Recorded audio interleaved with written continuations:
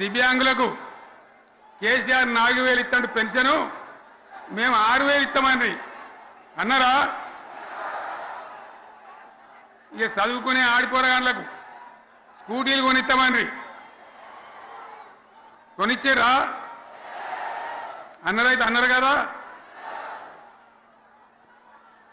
విద్యార్థులకేమో విద్యా కార్డు ఇస్తామని, 5 లక్షల గ్యారంటీ కార్డు, బ్యాంక్ కార్డు ఇస్తామని, ఇట్లా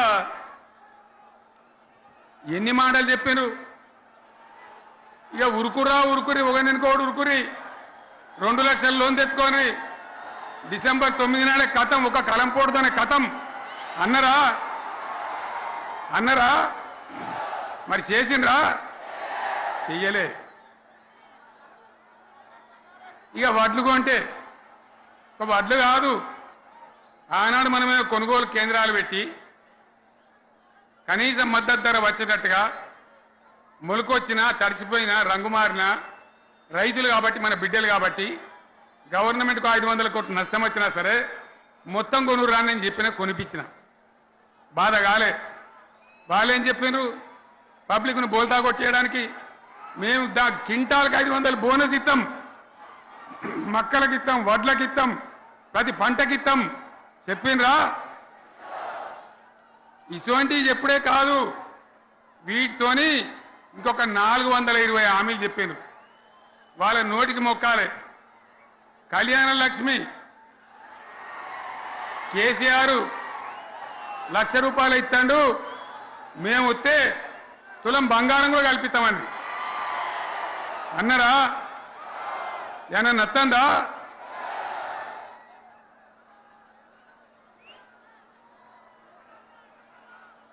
ఇక హామీలు ఇచ్చుడు కాదు, పెద్ద పెద్ద బుక్కులు వంచి ఊరూరికి వంచారు. సిగ్గులేక ఊళ్ళ పంట తిరిగి బాండ్ పేపర్లు రాసిచ్చారు. బాండ్ పేపర్లు ఇంటింటికి తిరిగిండ్రు. చెప్పిండ్రా? చాలా మంది అడిగిండ్రు. మరి మీరు అడ్డగోలు చెప్తున్నారు, అడ్డం పొడుగు చెప్తున్నారు, ఎటువంటి అడ్డ చెప్తున్నారు, యాడికెళ్ళి ఇస్తారా భయ అని అడిగిండ్రు. పేపర్ వాళ్ళు అడిగిండ్రు. ఇప్పుడు ఆర్థిక మంత్రి ఉన్నాయన టీవీలలో చెప్పిండు, ఆయన ఇస్తాం, చేసి చూపిస్తాం, మాది పేద పార్టీ, 120 ఏళ్ళ అనుభవం ఉన్న పార్టీ, మమ్మల్ని మించిన సిపాయిలు లేరు అని ఒకటి జబ్బలు తెరిచే, ఒకటి మెడలు తెరిచే డైలాగులు కొట్టి మేము ఇచ్చేస్తామన్నారు. ఇచ్చిండ్రా? ఇయ్యలే.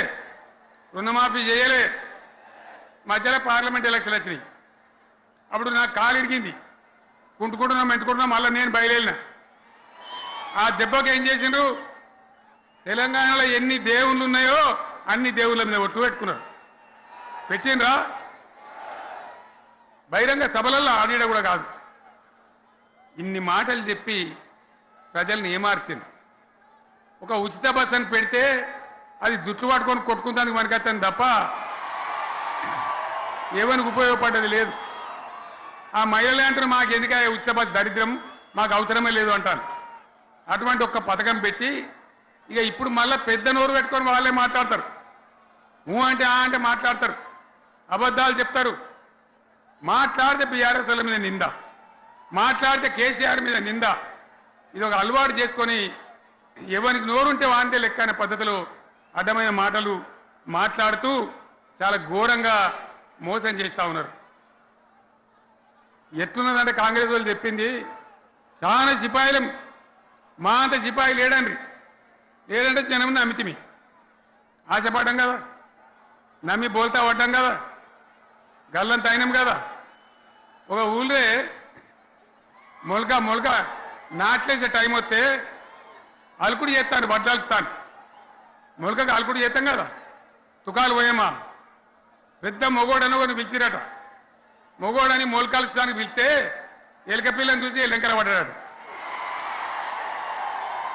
ఇక మా అంత సిపాయి లేరు, మేము తెచ్చే ఇస్తాం, 6 సందమామలు పెడతాం, 7 సూర్యులు పెడతాం అని నమ్మబలికి ప్రజలను దగా చేసి మంచిగున్న తెలంగాణ నాగం పట్టించి ఓట్లు వేయించుకొని ప్రజలను మోసం చేసిండ్రు, దగా చేసిండ్రు.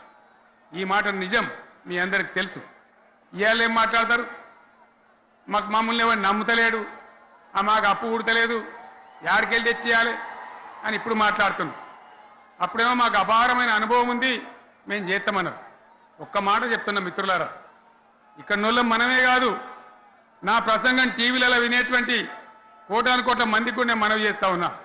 ఇంత మోసం ఉంటుందా, ఇంత దగా ఉంటుందా? ఓట్లయితే రాని అవతల పడదామని ముచ్చట్నా? ఎంతవరకు ఇది కరెక్టు? తెలంగాణ ఎంత మంచిగా పోయేది, ఇప్పుడు బొందలు పడగొట్టినరా? ఎంత ఘోరమైనటువంటి ఫలితం మనం చూస్తున్నాం. ఇవాళ ఏం జరుగుతూ ఉంది? మళ్ళీ అన్ని మోపైనాయి. ఇక దుకాణం పెడతామన్నారు, లొల్లు పెట్టిండ్రు, బొబ్బ పెట్టిండ్రు. ఇక ఓట్లయినాక ఎత్తాడు, తవ్వడు, మోయాడు. బాయి పడతాం జోరుగా చెప్తే 6 నెలల ఏమయ్యారంటే ఇక ఆయనతో రేపు అవుతుంది, ఎల్లుండి అవుతుంది, సంక్రాంతికి అవుతుంది, దీపావళికి అవుతుంది, మార్చి 31కి అవుతుంది. మార్చి 31 లేదు, మన్ను లేదు, ఏది కూడా చేసింది లేదు.